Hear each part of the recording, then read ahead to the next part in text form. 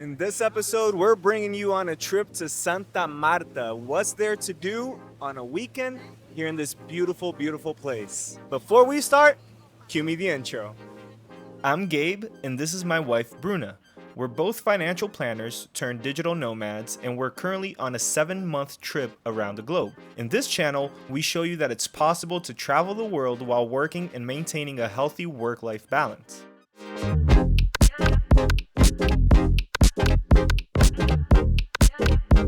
Santa Marta is a place that not many tourists come to visit. You know why? Because they don't know it exists. This town is located in the north end of Colombia, and it's only a 2-hour drive from Barranquilla, birthplace of the famous artist Shakira. In Santa Marta, you're going to find the most beautiful beaches in Colombia, and whether you stay 2 days or 2 weeks, you're gonna have many activities to do. We were only there for a weekend, so we're gonna share our experience based on what we did and what we saw. First things first, let's talk about our accommodation. We ended up booking this place on Airbnb, and it turned out to have the most amazing view of the sunset.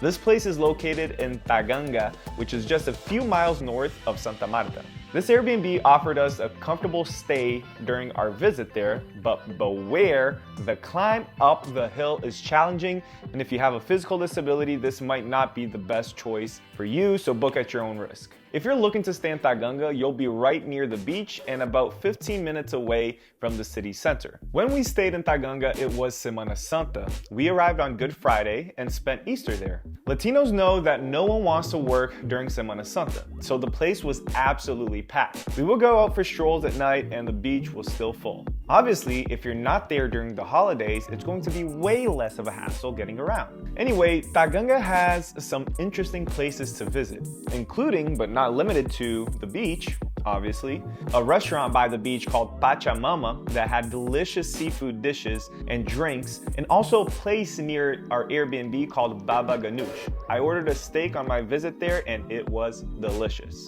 Because we were running tight on time, we had to act fast and find things to do. Because me and Bruna are traveling and working at the same time, we didn't have lots of time to plan ahead for our trips, and we often decided last minute what we were going to do.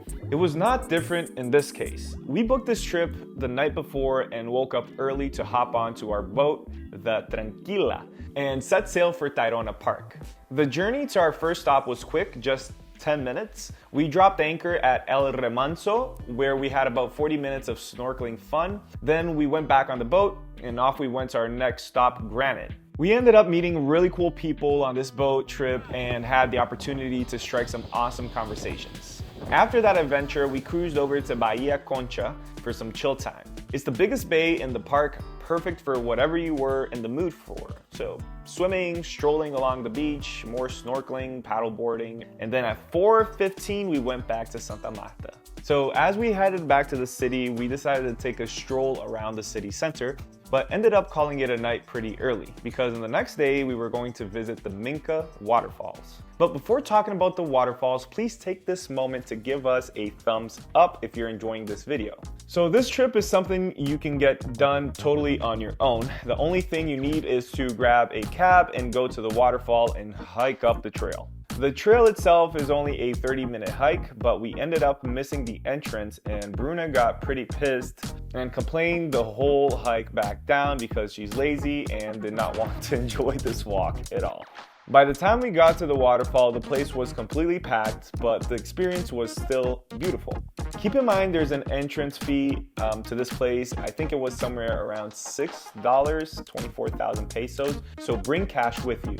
All right, so for important notes, please note that there are no Ubers available in Santa Marta, so you'll need to take a taxi or arrange transportation with a local driver. Our Airbnb recommended Santo as a driver, and we use his services for all our journeys. He's highly professional and offers fair prices. I will leave his contact in the description below. It's also worth mentioning that the internet there is not the best and power outages are not uncommon. During our stay, we experienced a 1-day internet outage at the Airbnb, and they informed us that they would have a power outage 2 days before our arrival. Also, there's no hot water, but in Santa Marta, it's so hot that that's not really gonna be an issue. All in all, guys, none of this takes away from the charm of Santa Marta. It's definitely worth visiting, and there's so much more that we could have done, but we didn't do because of our tight schedule, like visiting the indigenous people of Tayrona or spending a day with other travelers in Palomino. If you like this video and you want to see more content like this, please do not forget to subscribe to our channel. It's going to help us a lot, and you're going to get insights from all over the world.